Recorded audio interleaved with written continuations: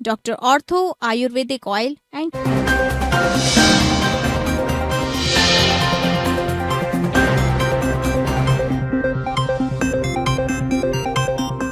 Doctor ortho Ayurvedic oil and capsule, अब दर्द भी घुटने टेकेगा। रायपुर में 2 दिवसीय मंत्रिमंडल चिंतन शिविर 3.0 का सफल समापन। मुख्यमंत्री साय बोले, चिंतन शिविर से विकास को नई दिशा, सुशासन सुधारों को मिलेगी नई गति। चिंतन शिविर में तकनीक, कृषि, पर्यटन पर विशेषज्ञों ने रखा भविष्य का रोड मैप। ई ऑफिस और सेवा सेतु जैसे नवाचारों की हुई सराहना। झारखंड के देवघर में बाबूलाल मरांडी का हेमंत सरकार पर हमला। मरांडी का आरोप, झारखंड में माफिया चला रहे हैं सरकार। हिमांशु हत्याकांड की सीबीआई जांच की उठाई मांग। नवी मुंबई में बारिश का कहर, बारिश की वजह से नवी मुंबई में भूस्खलन। मेट्रो पिलर के पास सड़क पर गिरा भारी मलबा, यातायात किया गया डाइवर्ट। वहीं पालघर में मूसलाधार बारिश, केलवा बांध के टूटने का खतरा। युद्ध स्तर पर जारी है विस्थापन। सफाले रेलवे स्टेशन का रेल ट्रैक पूरी तरह पानी में डूबा।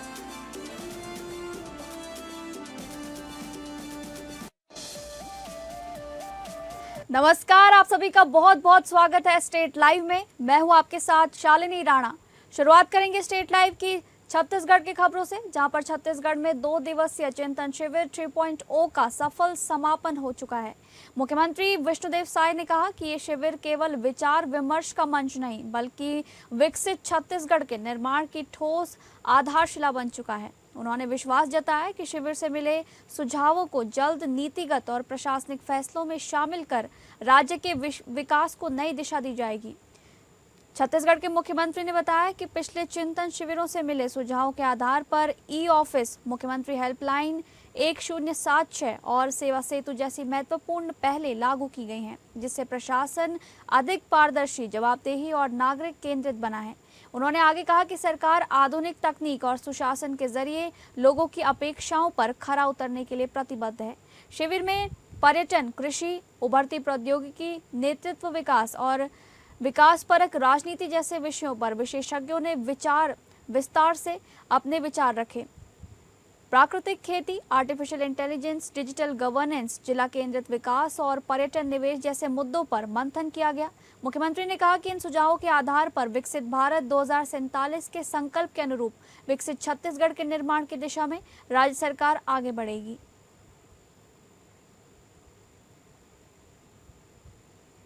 अगली खबर का रुख करेंगे, जहां पर छत्तीसगढ़ के मुख्यमंत्री विष्णुदेव साय ने महान राष्ट्रविद, चिंतक, प्रख्यात शिक्षाविद और भारतीय जनसंघ के संस्थापक डॉक्टर श्यामा प्रसाद मुखर्जी की जयंती पर मुख्यमंत्री निवास में उनके चित्र पर पुष्प अर्पित कर उन्हें श्रद्धांजलि दी।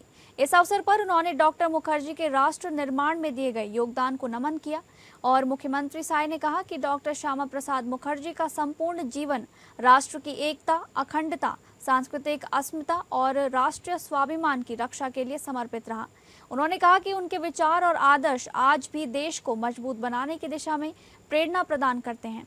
मुख्यमंत्री ने विश्वास व्यक्त किया कि डॉक्टर मुखर्जी के सिद्धांत विकसित, सशक्त और अखंड भारत के निर्माण में सदैव मार्गदर्शक बने रहेंगे। उन्होंने राष्ट्रहित, जनसेवा और राष्ट्र एकता के संकल्प को आगे बढ़ाने की प्रतिबद्धता भी दोहराई। छत्तीसगढ़ सरकार ने बिलासपुर में खेलो इंडिया योजना के तहत बनने वाले मल्टीपर्पज हॉल के निर्माण के लिए 13 करोड़ 77 लाख रुपए की निविदा को मंजूरी दे दी है। इस राशि से हॉल के निर्माण के साथ ही विद्युतीकरण और बाउंड्री वॉल निर्माण के काम भी किए जाएंगे। उप मुख्यमंत्री तथा लोक निर्माण मंत्री अरुण साव ने लोक निर्माण विभाग के बिलासपुर संभाग क्रमांक 2 के कार्यपालन अभियंता को अनुबंधित समय विधि में काम पूर्ण कराने के निर्देश दिए हैं। उन्होंने गुणवत्ता पर विशेष ध्यान देते हुए मापदंडों के अनुरूप इसका निर्माण सुनिश्चित करने को कहा है। लोक निर्माण विभाग ने कार्यपालन अभियंता को अनुबंधित कार्य का संपादन और पर्यवेक्षण विभागीय मापदंडों के अनुसार सुनिश्चित करने के निर्देश दिए हैं। ये कार्य किसी अन्य को सबलेट नहीं किया जाएगा तथा कार्य संपादन के लिए पावर ऑफ अटॉर्नी मान्य नहीं होगी। राज्य शासन ने अनुबंधन से पहले ठेकेदार से संपूर्ण कार्यावधि के लिए एपीएस की राशि की बैंक गारंटी प्राप्त करने के भी निर्देश दिए हैं। चिंतन शिविर का तीसरा भाग 4 और 5 जुलाई को आईआईएम रायपुर में संपन्न हुआ है। कई महत्वपूर्ण विषयों पर अलग अलग विशेषज्ञों ने अपने विचार रखे।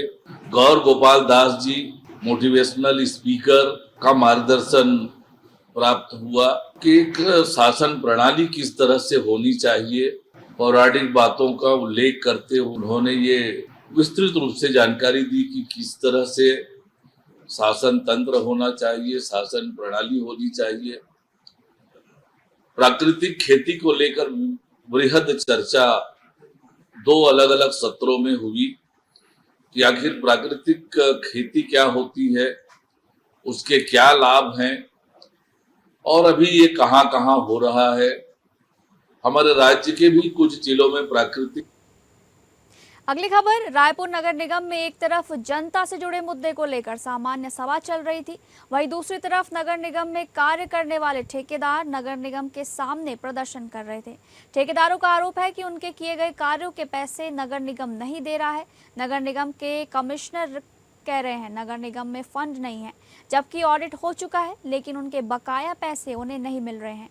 कई ठेकेदारों का 3 महीने तो किसी का पिछले चुनाव से लेकर अभी तक का बकाया पैसा नहीं दिया गया है। कुछ ठेकेदारों का कहना है कि महापौर से इस विषय पर शिकायत भी की गई थी, तो महापौर ने समर्थन भी दिया, लेकिन नगर निगम के आला अधिकारी उनकी बात अनसुनी कर रहे हैं। ठेकेदारों का कहना है कि अगर उनकी मांगें पूरी नहीं होंगी तो वो आगे काम बंद कर बड़ा प्रदर्शन करेंगे।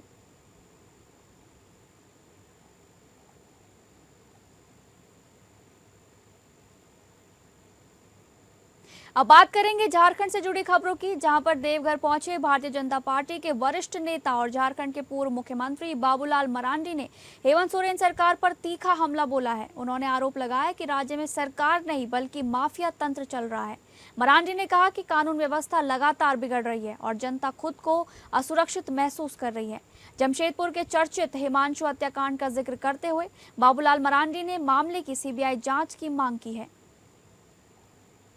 उत्तर प्रदेश में योगी आदित्यनाथ जी महाराज के उनकी ऑनेस्टी पर किसी को अविश्वास नहीं करना चाहिए। और उन्होंने अयोध्या की धरती में जाकर के कहा,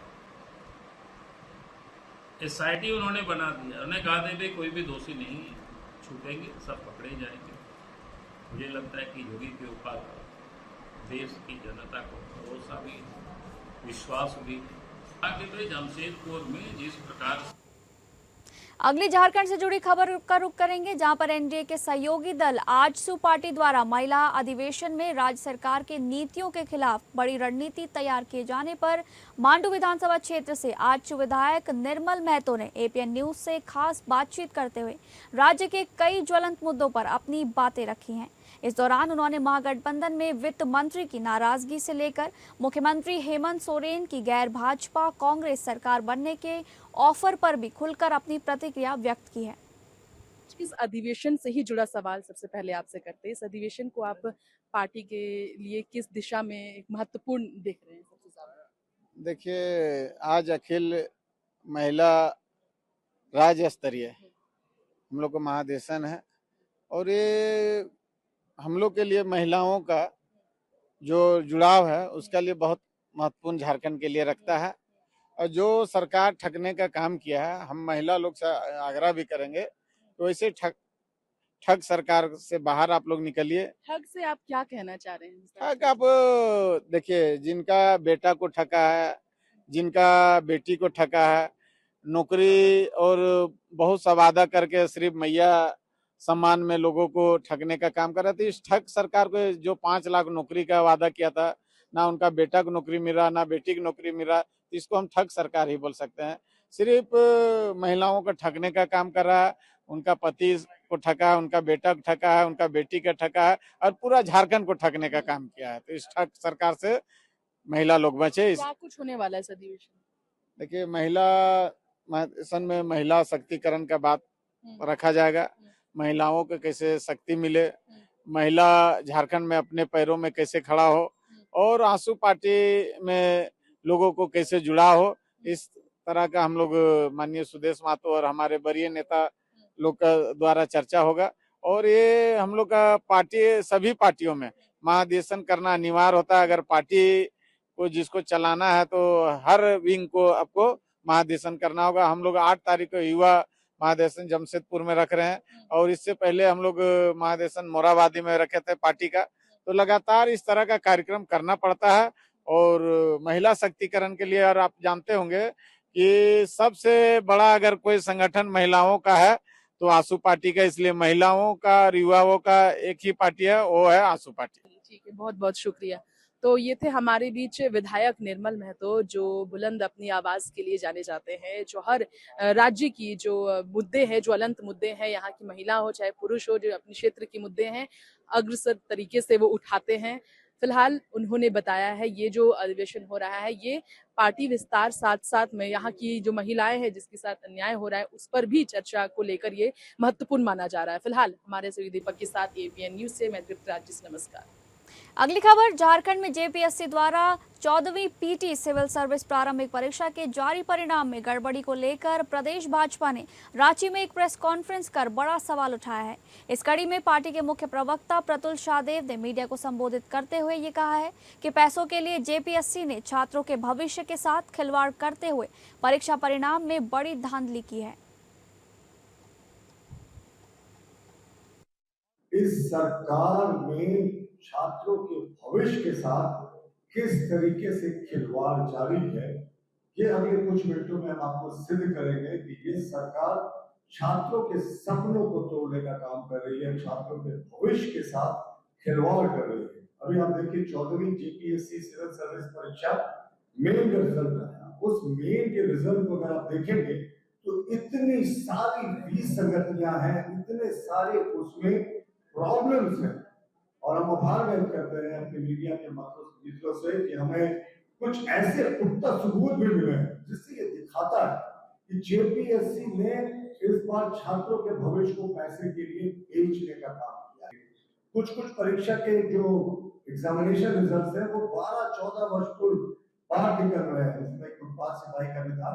तो ये सरकार 2 महीने का समय दे सकती थी मेन परीक्षा की तैयारी के लिए, लेकिन इन्होंने सिर्फ 16 दिन का समय दिया। कई विसंगतियां उसमें पकड़ी गई। तो ये जेपीएससी जैसी ऑटोनोमस संस्था जिसका पूरा सिस्टम अपने आप होता है, जिसके अंदर पूरा सिस्टम काम करता है, मॉडल आंसर शीट को गलत जारी कर रहा है। झारखंड के पूर्वी सिंहभूम जिले में मच्छरों से होने वाली जानलेवा बीमारी मलेरिया के प्रकोप से अब तक 4 लोगों की मौत हो चुकी है, जबकि ताज़ा आंकड़ों के मुताबिक लगभग 1059 लोगों को भी अभी इस संक्रमण से लोग जूझ रहे हैं। वहीं जिले के शहरी एवं गांव के अमूमन क्षेत्रों में फैल चुके इस जानलेवा संक्रमण ने जिला प्रशासन और स्वास्थ्य विभाग की भी चिंता बढ़ा दी है, जिसके कारण जिला प्रशासन द्वारा एक विशेष अभियान की शुरुआत की गई है, जिसके तहत पूरे जिले में जांच के आदेश भी दिए गए हैं। आपको बता दें कि इस कड़ी में डीसी राजीव रंजन और सिविल सर्जन डॉक्टर साहिर पाल के निर्देशन पर कुल 50 से ज्यादा संवेदनशील गाँव में जाँच की प्रक्रिया तेज कर दी गई है।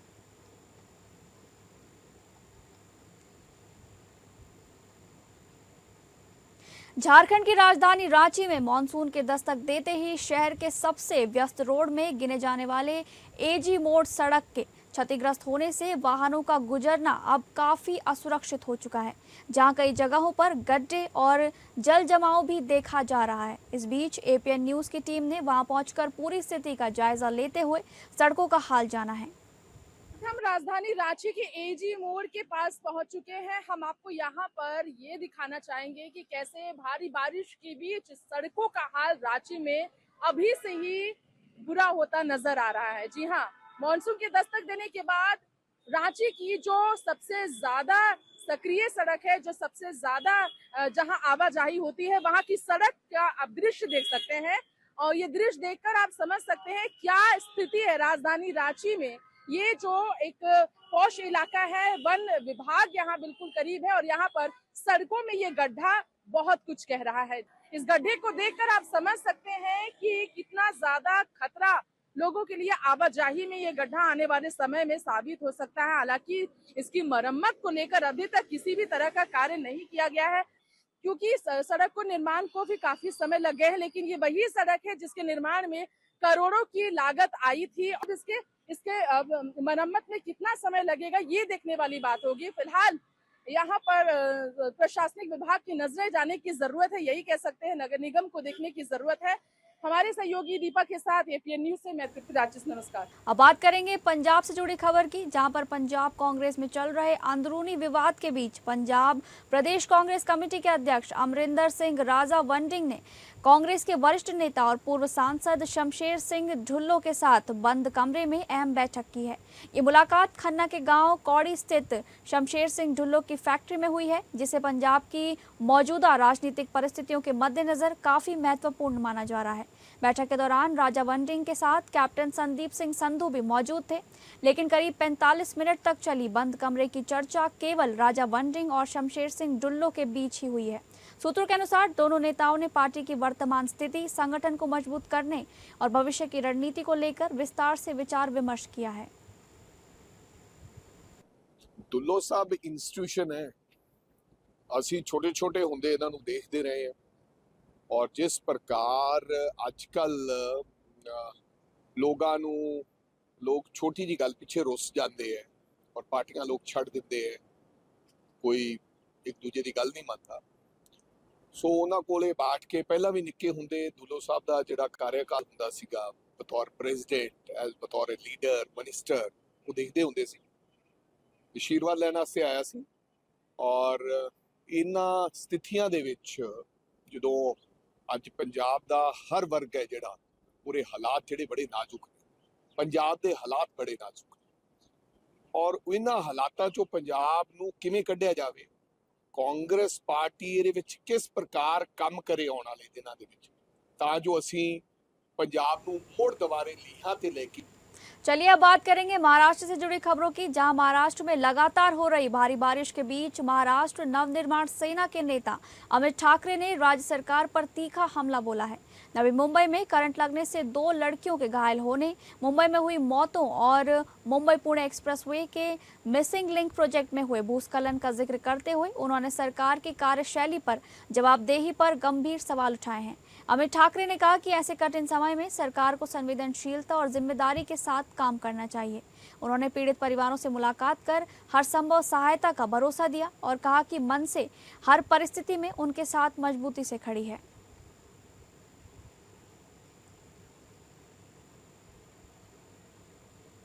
नवी मुंबई में लगातार हो रही मूसलाधार बारिश के बीच सीबीडी बेलापुर सेक्टर 5 स्थित आरबीआई कॉलोनी के पास मेट्रो पिलर के समीप भूस्खलन की घटना सामने आई है। पहाड़ी का एक हिस्सा खिसकने से भारी मात्रा में मिट्टी, पत्थर और मलबा सड़क पर आ गिरा है, जिससे यातायात प्रभावित हुआ है और लोगों की सुरक्षा को लेकर चिंता बढ़ गई है।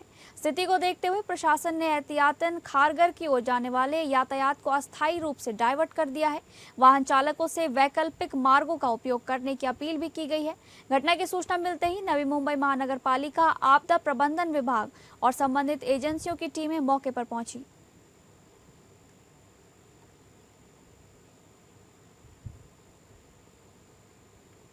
पालघर के केलवा बांध क्षेत्र में उत्पन्न हुई स्थिति को देखते हुए एनडीआरएफ की टीम तैनात कर दी गई है। अस्थायी सुरक्षा उपायों के तहत कटाव रोकने के लिए रेत से भरी बोरियों और पत्थरों की मदद से बांध को मजबूत करने का कार्य युद्धस्तर पर जारी है। जिलाधिकारी डॉक्टर इंदुरानी जाखड़ स्वयं घटनास्थल पर मौजूद रहकर स्थिति की निगरानी कर रही हैं तथा जल प्रवाह और जल निकासी पर लगातार नजर बनाए हुए हैं। प्रभावित 8 गांवों में से 4 गांवों को अति संवेदनशील घोषित किया गया है। लगभग 130 परिवारों में से 65 परिवारों को सुरक्षित स्थानों पर पहुंचाया जा चुका है, जबकि शेष 65 परिवारों के विस्थापन का कार्य युद्ध स्तर पर जारी है।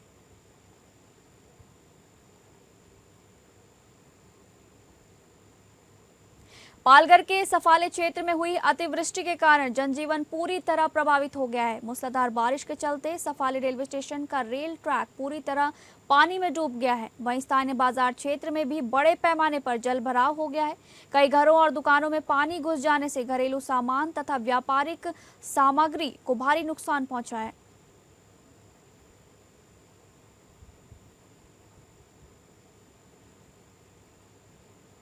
इसी बीच विदर्भ के नंदनवन के नाम से मशहूर महाराष्ट्र के अमरावती जिले का चिखलदरा अपनी प्राकृतिक खूबसूरती के साथ साथ उच्च गुणवत्ता वाली कॉफी के लिए भी खास पहचान बना चुका है।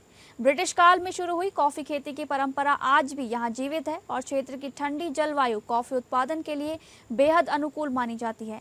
चिखलदरा में करीब 20 से 22 एकड़ क्षेत्र में कॉफी की खेती की जाती है। यहाँ तैयार होने वाली कॉफी अपने खास स्वाद और उत्कृष्ट गुणवत्ता के कारण देश के कई राज्यों के साथ साथ विदेशों तक पहुँच रही है।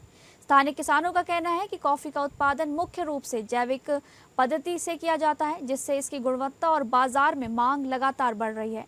कॉफी उद्योग ने चिखलदरा की स्थानीय अर्थव्यवस्था को नई मजबूती दी है। इस खेती से बड़ी संख्या में स्थानीय लोगों को रोजगार मिल रहा है। वहीं पर्यटन और कॉफी उत्पादन का अनूठा मेल इस खूबसूरत पहाड़ी क्षेत्र को देश के प्रमुख आकर्षणों में शामिल कर रहा है। जो कॉफ़ी है ये इंग्रज कालीन है सर। जैसे कि जब इंग्रज लोग यहाँ पे जब रहते थे उस टाइम से उन्होंने ये पूरा प्लांट लगवाया था। हाँ, ये पूरा प्लांट उन्होंने लगवाया था। प्लांट लगवाने के साथ साथ में अभी जो अंडरटेकिंग है वो अंडरटेकिंग अभी क्रिश्चियन मिशनरी के अंडरटेकिंग में है, जो कि यहाँ से 2 किलोमीटर की दूरी पे है, वहाँ पे है। और यहाँ के जो लोग हैं उनको स्थानिक जो मजदूरी मिलती है वही ये सारी चीज़ें देते हैं। जैसे कि खाद देना हो गया, शेनखत जो रहता है अपना वो दे के वो बाकी सारी चीज़ें ये करते हैं। फिर यहाँ से तो अमरावती डिस्ट्रिक्ट में तो पूरी जगहों पे जाती है और साथ साथ में वो फॉरेन में भी इसको वहाँ पे भेजते हैं। जैसे कि मिशनरी की अंडरटेकिंग रहने के कारण वहाँ पे फॉरेन में भी सारी कॉफ़ी जाती है। बरसात का मौसम है, इस टाइम में तो कॉफ़ी नहीं आती है। जैसे कि ये कॉफ़ी का जो आने का सीज़न रहता है वो दिसंबर से चालू होता है। दिसंबर के बाद में फिर ये कॉफ़ी का बीज वगैरह आते हैं। उस टाइम पर फिर दिसंबर से मार्च अप्रैल तक ये पूरा प्लांट जाता है, उनका पूरा प्रोसेस चलता है। तो फिलहाल स्टेट लाइव में बस इतना ही। नमस्कार।